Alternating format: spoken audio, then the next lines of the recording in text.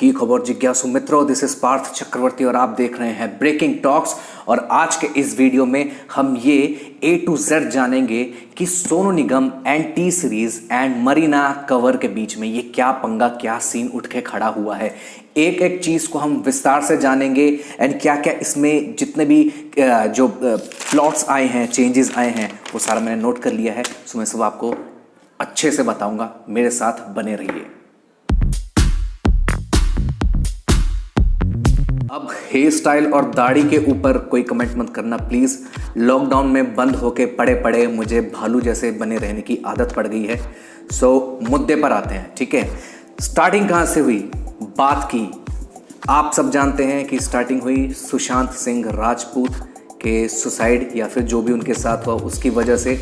अभी जो स्पेकुलेशंस आ रहे हैं उसके हिसाब से लग रहा है कि उन्होंने इंडस्ट्री से परेशान होकर, बुली जो उनको किया गया इससे परेशान होकर उन्होंने सुसाइड कर लिया, ठीक है। इससे उन्होंने सोनू निगम जी ने इंस्पायर होके 18 जून को एक व्लॉग पोस्ट किया था, ठीक है, व्लॉग नंबर 33 ऑन इंस्टाग्राम, जिसमें उन्होंने कहा था कि ऐसे सुसाइड्स अब म्यूज़िक इंडस्ट्री में भी होने वाले हैं, क्योंकि इसमें भी बहुत सारे बुली हैं जो बुली करते हैं नए नए आर्टिस्ट को। मैं तो निकल चुका हूँ, ये वो वगैरह वगैरह। उन्होंने 2 कंपनीज़ की तरफ भी इशारा किया, म्यूज़िक कंपनीज़ की तरफ भी, और भी कई सारे बातें कही इंस्टाग्राम पे, आपने ज़रूर दिखी होगी, आपको पता होगा, इसलिए मैं उसमें घुसूंगा नहीं, ठीक है। खेल वहाँ से शुरू हुआ। उसके बाद 22 जून को टाइम्स ऑफ इंडिया में एक आर्टिकल छपा, ठीक है, उसके लिंक मैं आपको डिस्क्रिप्शन में दे दूंगा। और 6 आर्टिस्ट थे जिन्हें सोनू जी ने अपने आने वाले व्लॉग में समझदार जीनियस आर्टिस्ट कहा है। सो उन आर्टिस्टों के नाम क्या क्या है मैं आपको बोलता हूँ, ठीक है। सोनू जी तो कभी नाम लेके बोलते नहीं है, अभी उन्होंने बहुत परेशान होकर नाम लिया है अपने लेटेस्ट व्लॉग में, उस पर भी आएंगे। अच्छा, तो आर्टिकल में किन किन का नाम था?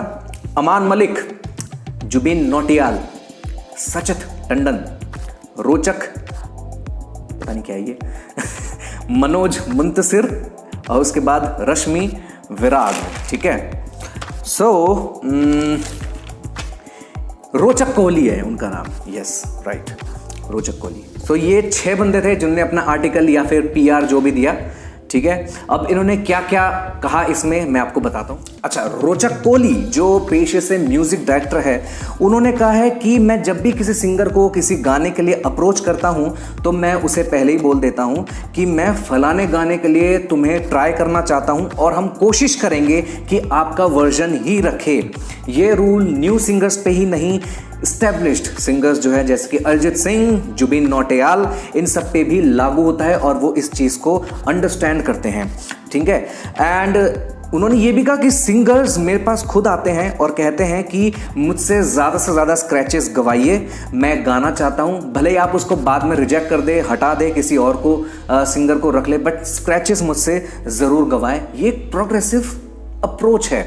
आई डोंट नो किस तरह की प्रोग्रेसिव अप्रोच है, क्योंकि एक ज़माना था जब किशोर दा एंड रफ़ी साहब को मन में रख के लोग गाने बनाया करते थे, या फिर गाने बन जाते थे, उसका म्यूज़िक डायरेक्टर्स खुद ही ये सोच लेते थे या फिर समझ जाते थे कि भाई ये गाने के लिए किशोर दा के रिक्वायरमेंट है, रफ़ी साहब के रिक्वायरमेंट है, तो उनको बुलाते हैं, इनको बुलाते हैं, ठीक है। कई बार वो इस तरह के गाने बनाते थे रिक्वायरमेंट के हिसाब से कि ये गाना रफ़ी साहब एंड किशोर दा दोनों पे फिट होनी चाहिए। इतने समझदार म्यूजिक डायरेक्टर्स होते थे। अब पता नहीं क्या हुआ, मुझे नहीं पता, बट ये जो स्वयंवर आजकल चल रहा है इंडस्ट्री में, मैं समझ सकता हूँ कि जो इस्टेब्लिश्ड सिंगर्स हैं 90s के दौर के, अभिजीत भट्टाचार्य, कुमार सानू जी, सोनू निगम जी, उनके लिए कितना दर्द भरा रहता होगा कि भाई स्वयंवर में लाइन में लगे रहना, आपको चुना जाएगा, समझ रहे आप। सो अब सीन चेंज हो चुका है, तो अब ये क्लैशेस तो होंगे, ज़रूर होंगे।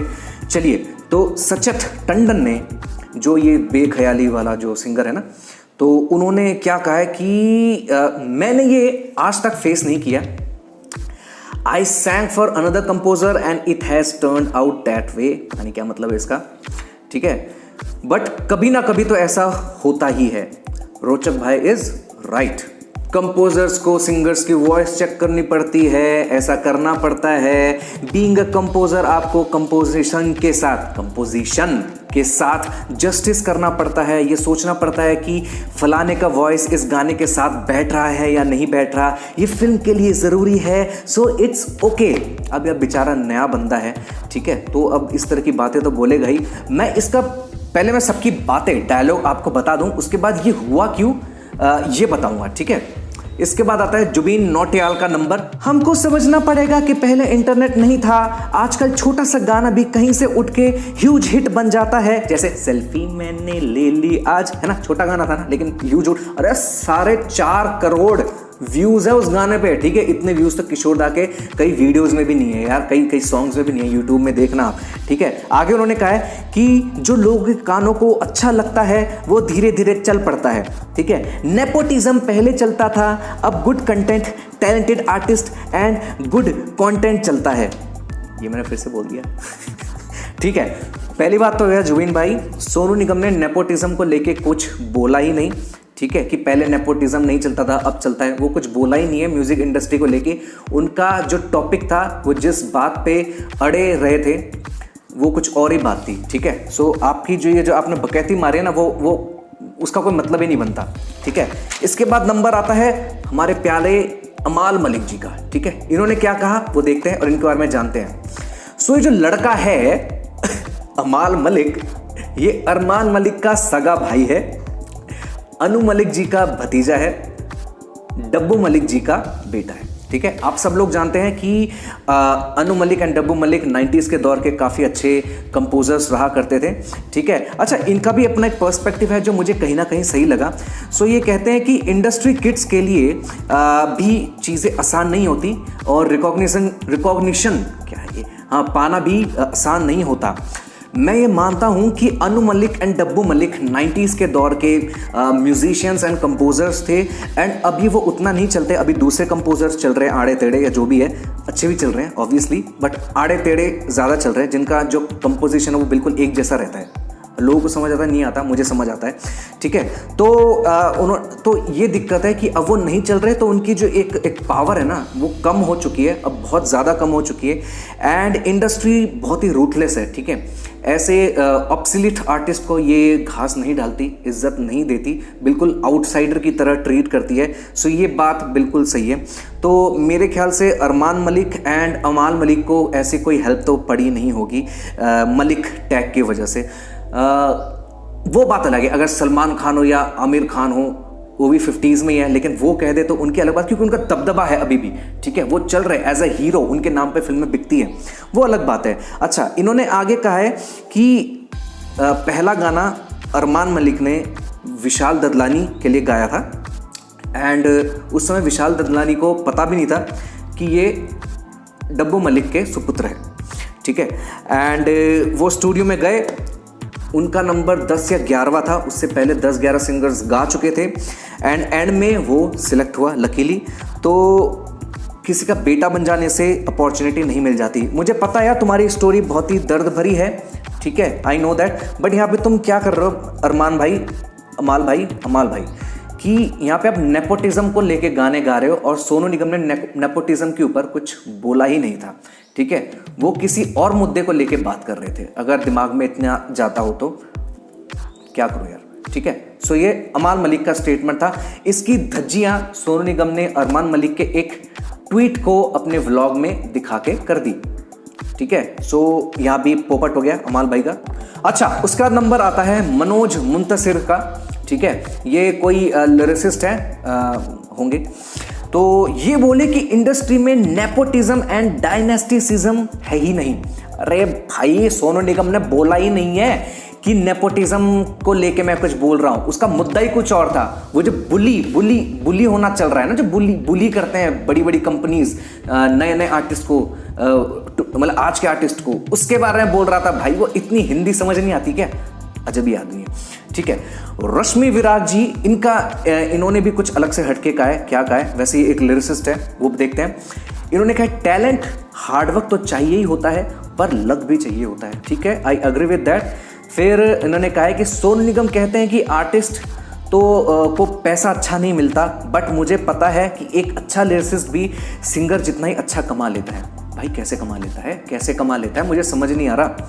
सिंगर्स को गाने के 2 रुपए नहीं मिलते, ठीक है, तो लिरिसिस्ट को भी नहीं मिलते, ठीक है। सिंगर्स खाली लाइव म्यूजिक से कमाता है, उसमें से भी उसे हिस्सा देना पड़ता है, कट, पैसा, मनी, ठीक है। कंपोजर्स या जो म्यूजिक कंपनीज होती है उनको देना पड़ता है, वहाँ से आता है। भाई तुम कैसे कमा लोगे एक सिंगर जितना? सिंगर के जितना एक लिरिसिस्ट मेरे ख्याल से नहीं कमा पाता। उसने गाना लिखा, उसको दिहाड़ी मिल गई, बात खत्म। वो इवेंट्स थोड़ी ना करता है कि एक गाना करके वो भाई अब सालों साल उसके लिए इवेंट्स कर रहा है, उसके पैसे कमा रहा है, उसको बस एक गाने के पैसे मिलते हैं, ठीक है। तो मुझे नहीं लगता ये क्या बकवास कर दिया इन लोगों ने, इन्होंने। हम यहाँ दोस्त हैं, एक अच्छी टीम है और सबका फोकस होता है कि गाना कैसा बनेगा। भाई इतना सब कुछ है तो भाई गाने की क्वालिटी आजकल खराब कैसे हो गई, ठीक है। वो कोई बादशाह को उठा के तुम रैपिंग वैपिंग ये क्या है, रिमिक्स क्या लेके आ रहे हो तुम, ठीक है। ये एक हफ्ता नहीं चलता ये जो तुम गाने बनाते हो, क्या अच्छा गाना बनाते हो तुम। सो ये कुछ मतलब मस्त मस्त जो आपके 6 दिमाग वाले आर्टिस्ट हैं, उन्होंने अपना इंटरव्यू दिया था। किसको दिया था? टाइम्स ऑफ इंडिया को।